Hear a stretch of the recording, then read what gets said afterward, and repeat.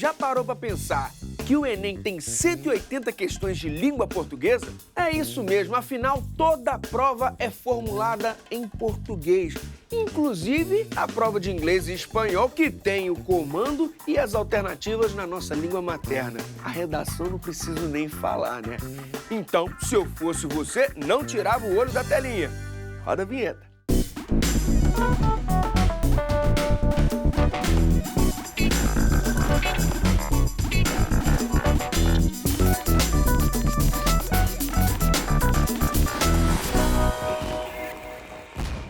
Hora do Enem no ar e hoje é dia de língua portuguesa. Mas antes, vale lembrar que os nossos programas estão lá no site tvescola.org.br e no youtube.com/tvescola. Aproveita e se inscreve no canal. Agora sim, vem pra cá a professora Dayana Mendes. Oi, Lange. Seja bem-vinda. Tudo bem? Tudo bem, tá você? aqui. É isso, Tudo prazer é bem. nosso, professor. Hoje a gente trata de duas questões que trazem textos literários. Então, como se planejar para uma prova de literatura? Bom, é interessante você adquirir a leitura dos textos literários. Você tem que se familiarizar com esse tipo de texto. Então, fica muito mais fácil, por exemplo, quando você já leu um determinado texto e ele, de repente, aparece na prova. Não é? Mas, para isso, você precisa entrar em contato com os textos literários. Uma boa dica que a gente pode pensar é que boa parte dos clássicos eles estão disponíveis em domínio público. Então, o aluno ele consegue, acessando o seu computador, pegar toda a obra do Machado de Assis, Aloysio de Azevedo, enfim, nomes importantes da nossa literatura. Pois é, professora, mas muitas vezes esses autores não são de fácil entendimento. E aí, como é que a gente faz? Não é tão simples entrar em contato com um tipo de linguagem que às vezes é muito distante da nossa realidade. Primeiro, procure no dicionário, leia o texto mais de uma vez. E, se possível, de repente, entra na internet, dá uma olhadinha se aquele texto ele já foi encenado, se aquele texto aparece de uma forma mais fácil, se alguém já fez um resumo sobre aquela obra. E assim você se ambienta melhor dentro dessa linguagem. Agora, a gente tem essa dificuldade, mas a gente também precisa encarar esse desafio. Se você está se preparando para uma prova que é do nível de cobrança da prova do Enem, você também precisa entender que você vai ter que se superar. Mesmo que a linguagem seja difícil, se você não tenta, você nunca vai se sentir um pouco mais à vontade com um texto clássico. Professora, as questões que você trouxe trazem textos de Guimarães Rosa. Qual a importância desse autor? Bom, o Guimarães Rosa é um escritor brilhante. Ele vai dar uma nova visibilidade, uma nova roupagem para o texto que se passa no interior do Brasil. A gente já conhece um pouco do romance regional, isso também muito por conta do modernismo de 30, só que o Guimarães ele trabalha de uma outra forma, ele trabalha com o universalismo do sertão. As histórias se passam dentro de cidades pequenas, zonas distantes e tudo mais, o interior ali da Zona da Mata. E, apesar disso, os temas envolvem questões que fazem parte da consciência humana, da humanidade. Então, é interessante a gente perceber que, apesar do texto, do contexto da obra se passar ali numa região mais distante, interior, o homem, o jagunço, o sertanejo, a voz que o Guimarães mostra é uma voz igual a qualquer outra. São temas que são questões universais, que envolvem todos nós. Então, é um escritor de fato brilhante. A renovação que o Guimarães Rosa propõe para a língua, a maneira como ele trabalha a língua, as palavras que ele cria, é todo um repertório de invenção que, num primeiro momento, você se choca, você estranha, mas depois é um prazer. E ele, só não ganhou o Nobel, eu acredito nisso, ele só não ganhou o Nobel porque ele infelizmente faleceu antes. Então, assim, ele tem milhares de livros traduzidos em vários países, ele é um escritor de dimensão internacional, então é um prazer estar aqui falando do Guimarães. Professora, você falou que ele era do modernismo, mas de que fase especificamente? Bom, nós colocamos o Guimarães no modernismo de 45, que é a terceira geração modernista. Para facilitar o ensino, a gente divide o modernismo em 3 partes. E bacana é você pensar como se fossem fases da vida. Com 22, que é a galera da Semana de Arte Moderna, você tá cheio de vigor, com vontade de questionar as coisas, de inventar, de acabar com uma postura mais conservadora. Você tem jovialidade. Então, a primeira geração é uma geração mais jovial, é a que vai promover a ruptura. O que a geração de 22 alcança? Ela alcança uma simplicidade na forma de se escrever. Isso é inquestionável. Da geração de 30, a gente tem um momento em que o mundo está passando por muitos problemas, né? A gente tem a crise de 29, que antecede a geração de 30, nós temos aí toda a atmosfera que vai culminar na Segunda Guerra Mundial. Então, o mundo está com muito problema, a atmosfera está muito densa e vai ser uma galera que vai se preocupar com questões sociais. Eles vão falar principalmente do Brasil ignorado, do Brasil marginalizado. Então, a gente tem uma lista de escritores do Nordeste que vão mostrar uma parte do Brasil que até então nós fingíamos que não existia, não é? A gente até fala do interior, a gente até fala das questões da desigualdade social num Euclides da Cunha, por exemplo, com o livro Os Sertões, mas o que o Graciliano Ramos faz, o que a Raquel de Queiroz faz, Jorge Amado conseguem fazer, é dar uma nova dimensão com muita maturidade para temas que envolvem questões sociais. O Guimarães, ele já pega o mundo de uma outra forma. Ele que foi médico, foi diplomata, ele viu todas essas transformações e aí ele começa a escrever no momento de 45, quando o mundo já tinha passado pela Segunda Guerra Mundial, as preocupações eram outras, existia um certo clima ali de paz. Então, é um trabalho que volta-se mais para a maneira como eu vou trazer informação. Como é que eu vou falar com as pessoas? Então, a geração de 45, e aí a gente tem dois nomes importantes, Clarice Lispector e o Guimarães Rosa, é uma geração muito mais preocupada com o estilo, com a maneira de escrever, deixando um pouquinho de lado as questões sociais. Não é que elas não existam, elas existem. Quando eu olho, por exemplo, Uma Hora da Estrela, da Clarice, que é uma das melhores, né, obras da escritora, eu sei que ela fala da questão social ali, mas há muitos outros assuntos envolvendo a obra. Então, a questão social fica em segundo plano e esses escritores eles se preocupam com uma escrita autêntica, genuína, leve, fluida. É um texto que mistura rima com prosa, que dá um outro salto na maneira de se contar histórias. Então, é uma inovação, uma densidade de texto que até então nós não conhecemos no Brasil. Bom, com toda essa base, a gente pode partir para a questão, pode ser? Bora lá? Sim, resolver a questão.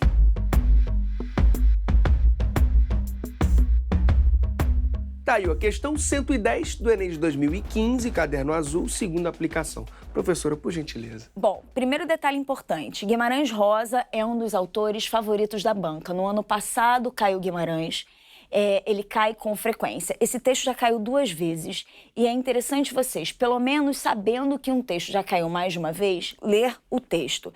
É um conto chamado Famigerado, que conta a história aí de um homem jagunço, um homem bruto, que tem pouca intimidade com a língua e ele é chamado por alguém de famigerado.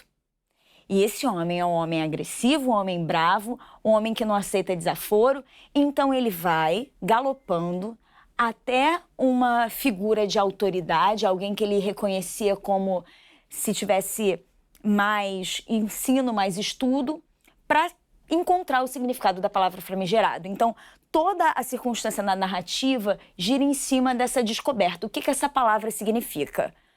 Com arranco, o sertanejo calou-se. Como arrependido de ter começado assim de evidente, contra aí estava, com o fígado em mais margens. Pensava, cabis meditando. Olha só que interessante. Ele junta meditar com cabisbaixo. Então, ele faz essa junção das palavras e ele acaba criando uma terceira palavra, que é um neologismo, é uma palavra inventada, não está no dicionário. Do que se resolveu? Levantou as feições, só que é que se riu. Aquela crueldade de dentes, encarar não me encarava. Só se fito a meia-esguelha. Latejava-lhe um orgulho indeciso. Redigiu seu monologar. E ele transforma aí a palavra monólogo, né, em verbo. O que frouxo falava, de outras, diversas pessoas e coisas da serra, do são, ão, travados assuntos insequentes como dificultação. A conversa era para teia de aranha. Eu tinha de entender-lhe as mínimas entonações, seguir seus propósitos e silêncios. É interessante a gente perceber que agora a primeira pessoa aparece. Quem é o cara que está contando a história, o narrador? O narrador aí é o médico que vai dizer para esse sertanejo, dizer para esse jagunço o que significa a palavra famigerado. Assim, no fechar-se com o jogo, sonso, no me iludir, ele enigmava e pá. Vós-me-sê agora me faça a boa obra de querer me ensinar o que é mesmo que é famigerado. Faz-me gerado? Faus-me geraldo? Família gerado? E aqui é o sertanejo perguntando para o doutor o que significa a palavra. Repara, Andy, que ele usa vós-me-sê. Linguagem antiga, português arcaico. Então, o tempo todo Guimarães está misturando a criação de uma palavra, a invenção de uma palavra com um português arcaico. A linguagem peculiar é um dos aspectos que conferem a Guimarães Rosa um lugar de destaque na literatura brasileira. No fragmento lido, a tensão entre a personagem e o narrador se estabelece por quê?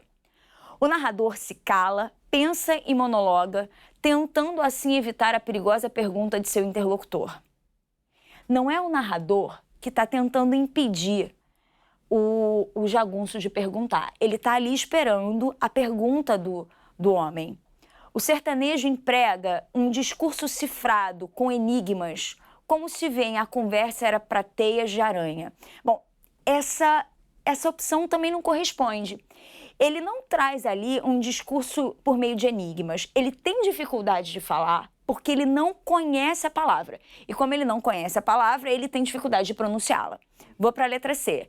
Entre os dois homens, cria-se uma comunicação impossível, decorrente de suas diferenças socioculturais.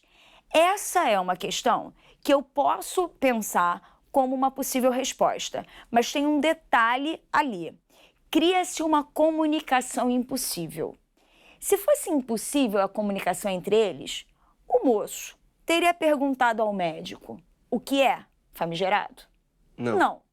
Então, essa alternativa não faz sentido. Vou para a letra D. A fala do sertanejo é interrompida pelo gesto de impaciência do narrador. O narrador foi impaciente? Não. Não foi. Até porque o narrador, no conto, a gente percebe isso muito bem, ele se sente um tanto ameaçado. Ele vê esses homens indo na direção dele, ele fica com medo. Ele não seria louco de agir com impaciência, não é? Vou para a letra E. A palavra desconhecida adquire o poder de gerar conflito e separar as personagens em planos incomunicáveis. Essa faz mais sentido. Por quê? Toda a movimentação do conto se dá a partir do significado da palavra famigerado. Ele não sabe o que significa, ele precisa que alguém o diga, o significado da palavra, e dependendo do que ela representa, ele vai tomar uma postura. Se for ofensa, ele vai brigar com a pessoa que o ofendeu. Se for elogio, ele não vai fazer nada. Então, toda essa tensão gira em torno aí do significado dessa palavra e dessa pouca intimidade que esse homem bruto, porque provavelmente não teve acesso a uma educação formal, tem com a língua. Então, a opção certa é a letra E. Perfeito, professora. Bom, lembrando que tem mais Guimarães Rosa no site da TV Escola. Basta acessar tvescola.org.br e jogar o nome do autor na área de busca. Lá você encontra um episódio da série Mestres da Literatura e uma edição do programa Fundamental sobre ele. Professora, no bloco anterior a gente viu uma questão com o texto famigerado de Guimarães Rosa.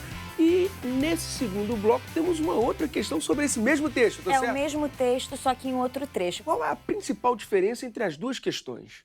Bom, uma vai levar em consideração a interpretação do texto. A primeira questão que nós vimos, ela pedia para que o aluno prestasse atenção na questão da tensão. O que incomoda esses dois personagens? Então, é uma questão interpretativa.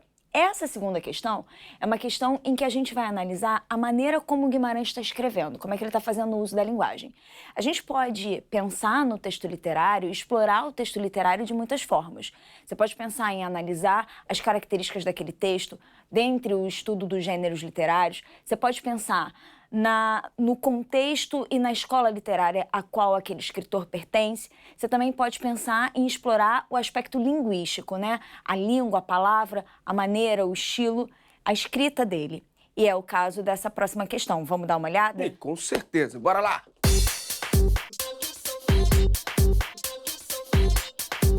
Tá aí, ó, questão 8 do Enem de 2018, caderno azul, primeira aplicação. Por favor, professor. Famigerado? Famigerado é inóxio, célebre, notório, notável. Vós-me ser, mas não vê, mal não veja em minha grossaria.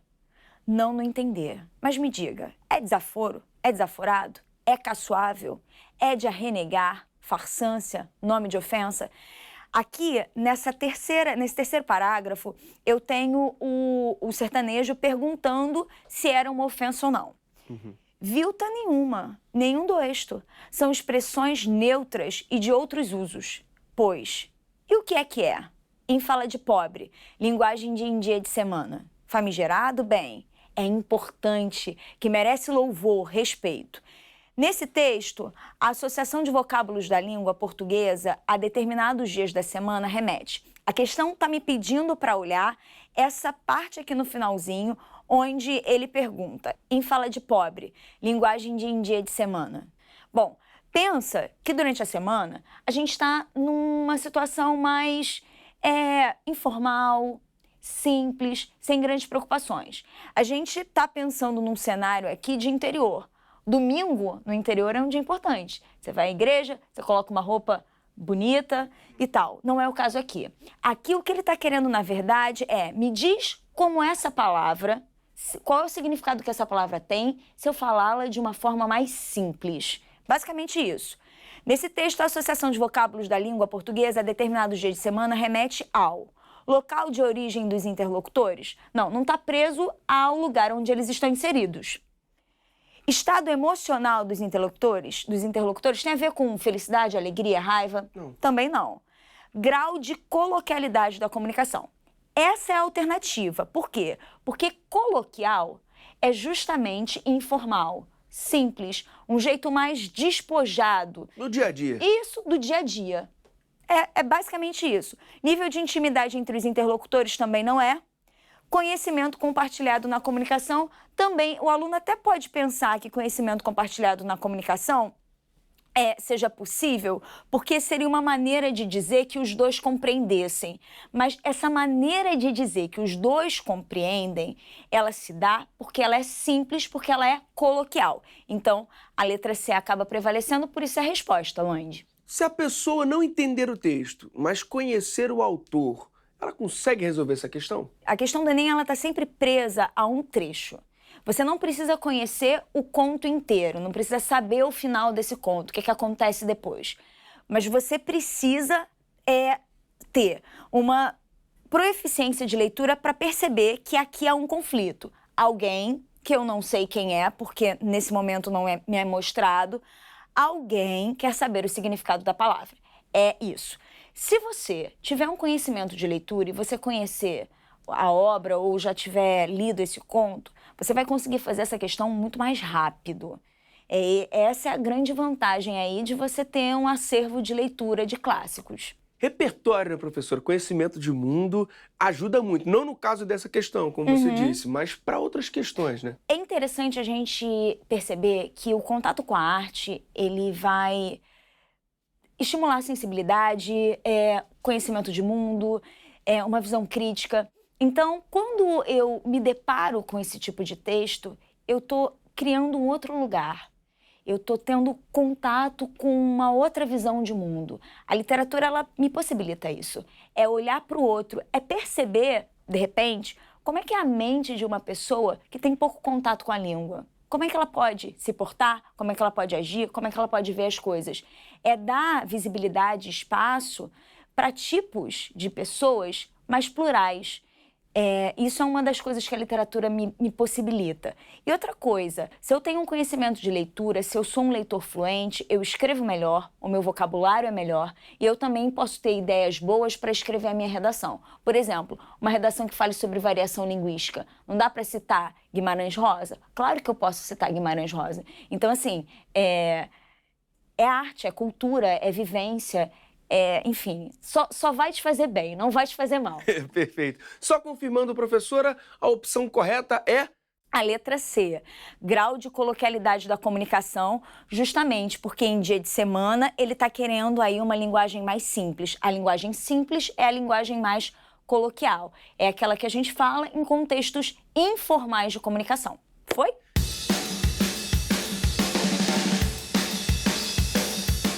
Professora, você trabalha com alunos de que ano? Eu trabalho com alunos do 3º ano do ensino médio, último segmento, né, do ensino médio e pré-vestibular. E como é que a galera está se preparando? Como é que está o emocional do povo?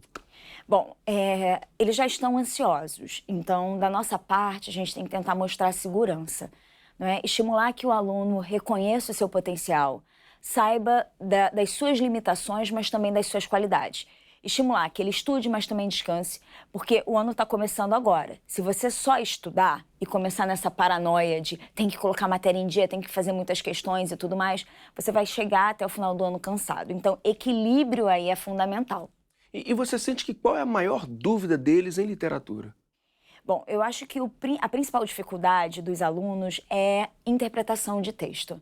E é com muita honra que eu chamo o Momento Pop Prof.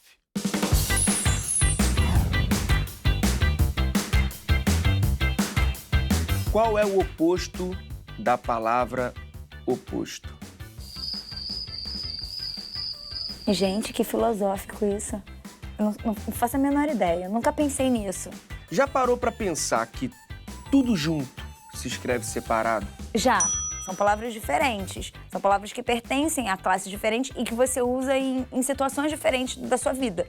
Você pode usar a palavra tudo quando você canta Xuxa. Tudo que eu quiser, o cara lá de cima vai me dar. Junto, vai ter outra função. E aí, é por isso que eu não sei, ficou horrível essa resposta. Onde estão enterradas as línguas mortas? Teoricamente, elas não estão enterradas, porque é algo que simplesmente desaparece com o tempo. As pessoas param de falar. Um bom exemplo, a gente pode pensar na região ali de Cartago, né? Cartago, quando foi dominada pelos romanos, os cidadãos da região decidiram falar latim e a língua deles simplesmente desapareceu. Como não tinha nenhum registro, sumiu. É como se não tivesse existido. É algo que acontece, não sei, desaparece, vira poeira cósmica, ar. Uma citação sem sentido nenhum. Ai, gente, eu não faço a menor ideia, eu passo. Bom, esse foi o Momento Pop Prof com a professora Daiana Mendes. Para terminar, uma sugestão de material de estudos. Bom, a gente tem hoje no YouTube um acervo muito grande. Inclusive, vocês oferecem material, não é? Vocês têm vídeos que falam sobre os clássicos, os autores clássicos e tudo mais. Então, nós temos aulas gratuitas que você pode acompanhar pela internet. Você tem livro, você tem o próprio site do domínio público, onde você pode fazer o download do seu livro, ou então ler no próprio celular. A gente tem uma disponibilidade muito grande de material. Então, assim, é mais fácil estudar hoje do que era na nossa época. E eu recomendo o percurso educativo de língua portuguesa, hotsite.tvescola.org.br/percursos, a plataforma de estudos da TV Escola voltada para o Enem. Professora, muitíssimo obrigado mais uma vez. Volte Foi um prazer. Viu? É sempre um prazer estar aqui com vocês. Bom, hoje a gente fica por aqui. Até a próxima. E agora sim.